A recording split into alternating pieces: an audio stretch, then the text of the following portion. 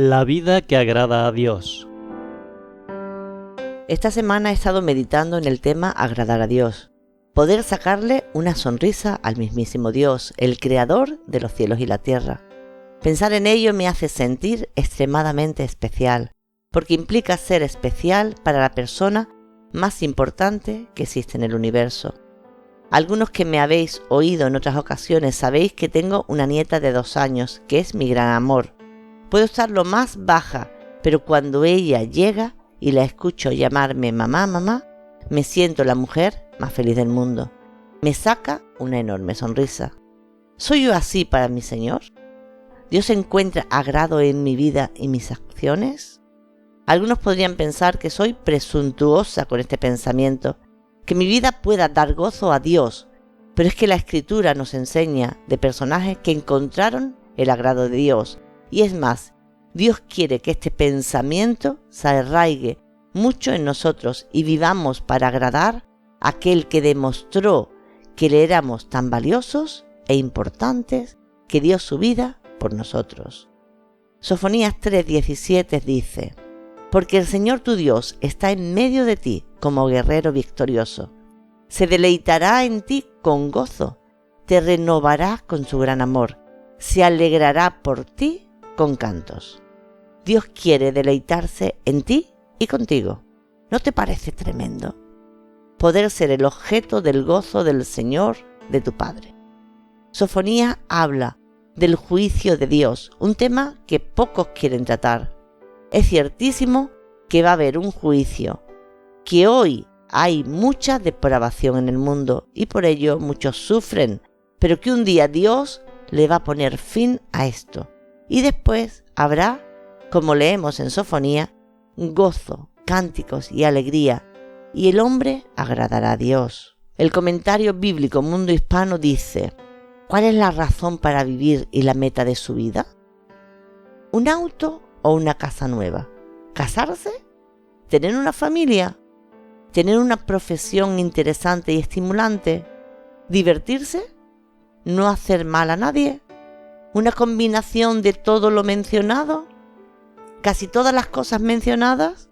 Pablo nos exhorta a que la razón de vivir sea agradar a Dios en todo. Entonces, ¿puedo agradar a Dios ahora? ¿Quiero hacerlo? ¿Cómo puedo hacerlo? Vamos a considerar una porción de las Escrituras, la cual han titulado La vida que agrada a Dios. Veámosla. La encontramos en 1 de Tesalonicenses 4. Por lo demás, hermanos, les pedimos encarecidamente en el nombre del Señor Jesús que sigan progresando en el modo de vivir que agrada a Dios, tal como lo aprendieron de nosotros. De hecho, ya lo están practicando. Ustedes saben cuáles son las instrucciones que le dimos de parte del Señor Jesús. Comienza reconociendo que lo que ha oído de ellos es que están llevando ya una vida de santidad. Porque ¿qué es una vida que agrada a Dios si no es una vida santa? Pero podemos llegar a acomodarnos y por ello les va a pedir que sigan progresando. ¿Estás progresando no ya tanto en el conocimiento de la voluntad de Dios, sino en ponerlo en práctica? Muchos pueden acumular conocimiento, pero no obedecen. Conocí hace muchos años en un viaje evangelístico a un hombre que era teólogo. Había pasado años estudiando las Escrituras y estaba en la plaza del pueblo bebiendo, mejor dicho, borracho.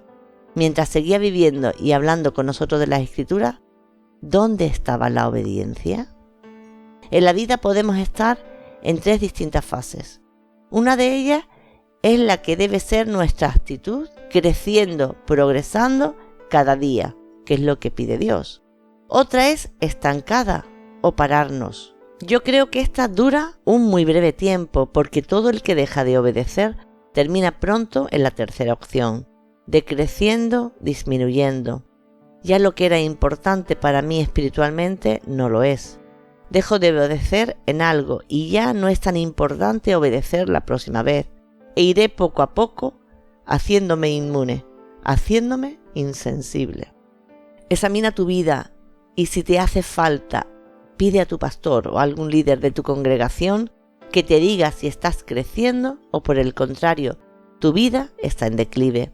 Pablo, al rogarles, les dice: les pedimos encarecidamente, es decir, es más que un ruego, lleva intensidad, empeño, pues es algo tremendamente importante.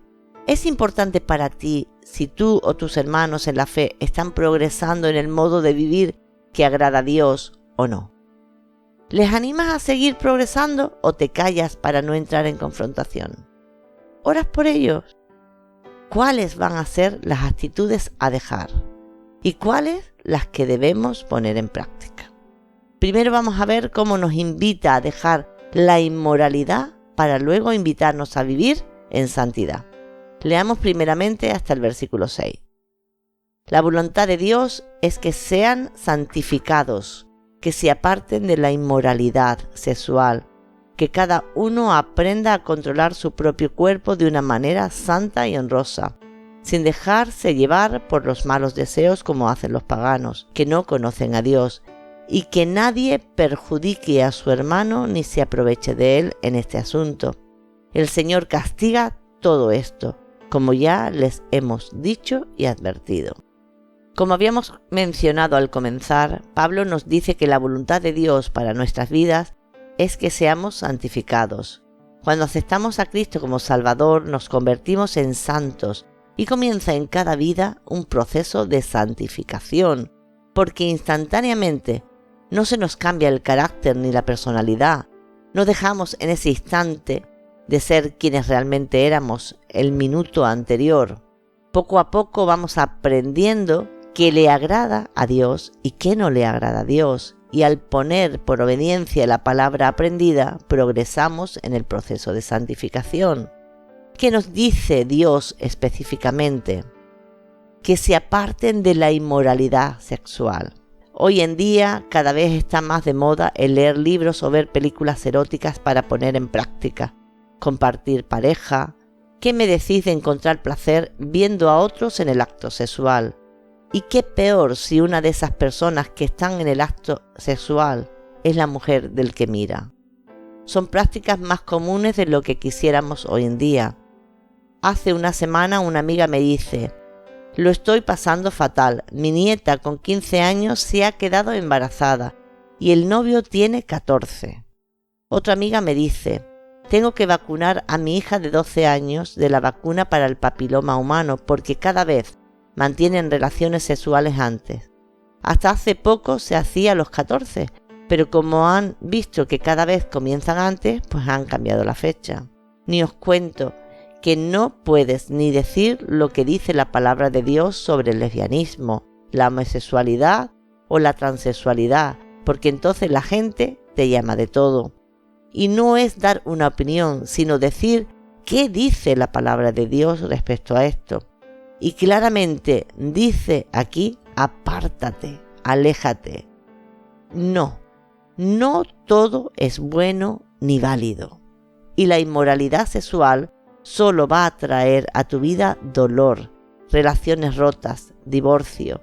Y tristemente en el divorcio no solo sufre el que ha fallado, sino muchas más personas que están relacionadas, los hijos principalmente. También dice que cada uno aprenda a controlar su propio cuerpo de una manera santa y honrosa, sin dejarse llevar por los malos deseos como hacen los paganos que no conocen a Dios. Pues un poco más de lo anterior. Hay gente que dice: mi cuerpo pide marcha, pero Pablo dice: tú puedes controlar tu cuerpo, tú puedes vivir de una manera honrosa, y porque no lo hagan los demás no tienes por qué no hacerlo tú. La pureza, la abstinencia hasta el matrimonio, el ser fiel al matrimonio debe ser lo que vivan los creyentes. Por último, que nadie perjudique a su hermano ni se aproveche de él en este asunto. Recuerdo cuando yo iba al instituto con 14 años que la presión era: ¿tú fumas? Tristemente, hoy día es: ¿tú eres virgen? Conozco a padres tan modernos que compran a su hija con 17 años una cama de matrimonio para que se quede el novio a dormir.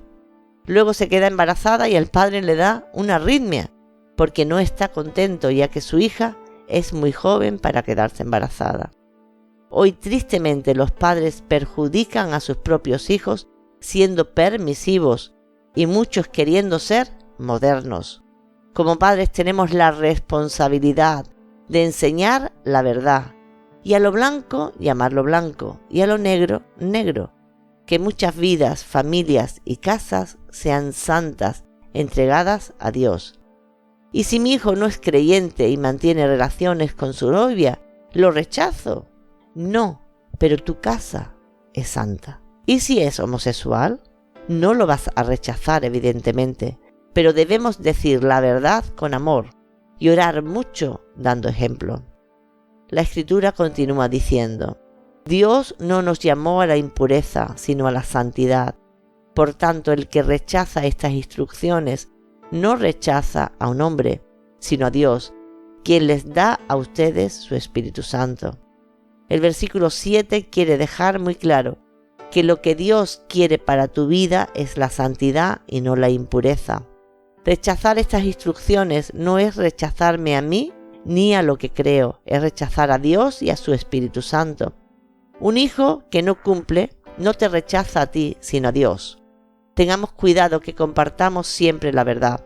Recuerda hace años leyendo que un padre no creyente había sufrido mucho porque su hija creyente se casaba y no le permitieron entrar en la congregación. ¿Sabes cuál fue el motivo? Este hombre tenía bigote. Esos son mandamientos de hombres y no de Dios. Tengamos cuidado. Continuemos.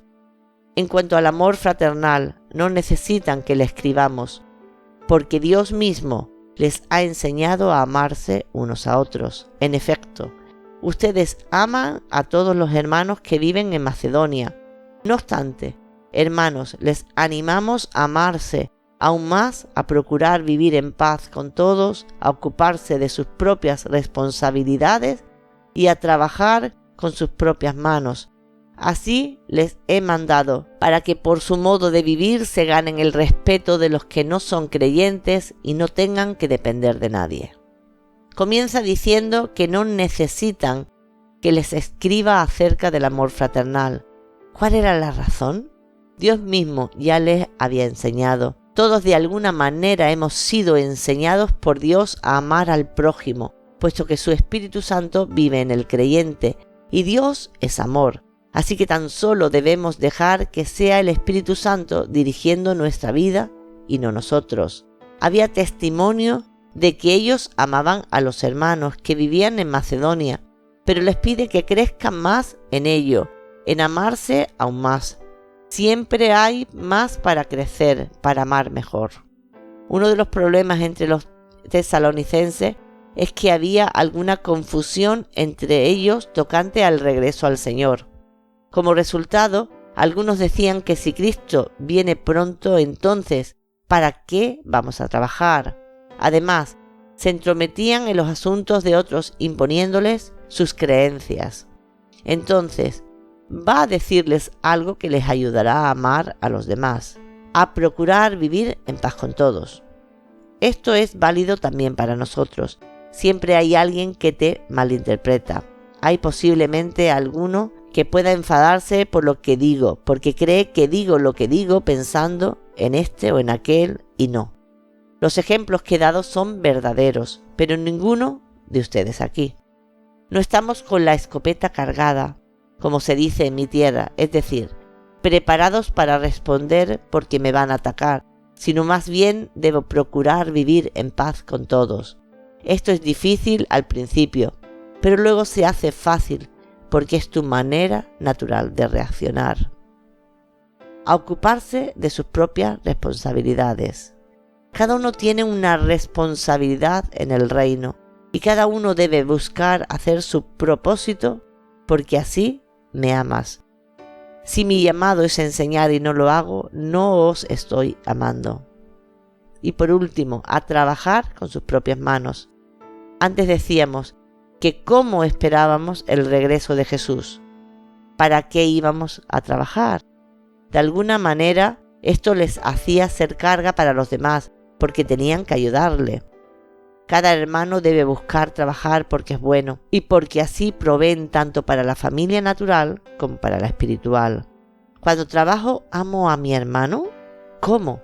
Con mis ofrendas a los necesitados, con mis diezmos y ofrendas a la congregación, para que se pueda mantener el local, luz, agua, así como ayudar a sostener a los pastores que no trabajan para bendecir vuestras vidas. Y termina diciendo que lo que les está pidiendo les va a ayudar evangelísticamente, ya que cuando los no creyentes vean cómo nos comportamos, nos ganaremos su respeto y además para que no tengamos que depender de otros. Que el Señor os bendiga. Os espero en la próxima porción.